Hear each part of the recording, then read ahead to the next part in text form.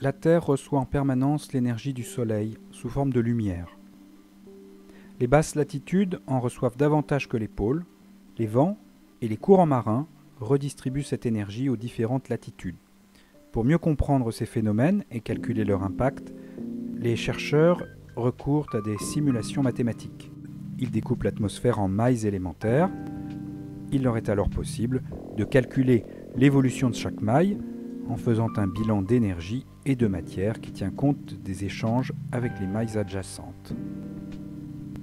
Il faut en effet tenir compte de nombreux paramètres, par exemple les nuages qui réfléchissent ou absorbent plus ou moins l'énergie issue du Soleil, la végétation qui contrôle la production d'oxygène ainsi que la production et l'absorption de dioxyde de carbone, du CO2, la topographie qui joue un rôle important dans le cycle de l'eau via les rivières et les précipitations,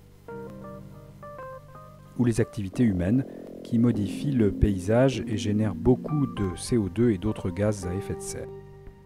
Les océans ont un rôle très important dans le transport et la répartition de la chaleur dans notre environnement. Ils sont également découpés en mailles élémentaires dans le modèle, et ces mailles prennent en compte les courants marins, les différences de température, de salinité et aussi l'activité biologique. Certains micro-organismes vivant dans l'océan fixent du carbone dans leurs coquilles lors de leur croissance. À leur mort, les coquilles tombent au fond des océans. Les océans jouent ainsi le rôle de puits de carbone.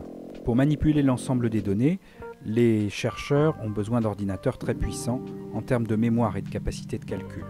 Ils doivent en effet être capables de résoudre à chaque pas de temps des systèmes comportant des milliers d'équations couplées. Le calcul est en fait distribué dans des dizaines de processeurs qui fonctionnent simultanément.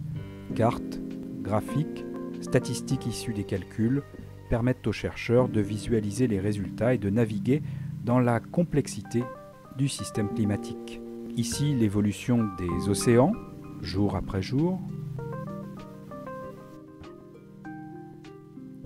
Voici l'évolution de la couverture nuageuse de notre planète. Il s'agit d'un calcul numérique et non des images d'observation telles qu'on a l'habitude de les voir à la télévision. Ici, la salinité des mers et des océans à la surface de la planète au cours de l'année 2004. Les vents, sur l'Atlantique Nord, le modèle calcule précisément leur force et leur direction, ainsi que leur évolution dans le temps. Ici, le XXIe siècle défile sous nos yeux. À droite, le modèle simule l'impact de l'activité humaine qui introduit de manière massive dans l'atmosphère le dioxyde de carbone issu de la combustion du charbon et du pétrole. Ces modélisations servent à élaborer les rapports et les recommandations du groupement intergouvernemental d'experts sur le climat, le GIEC, qui a reçu le prix Nobel de la paix en 2007 avec le vice-président américain Al Gore.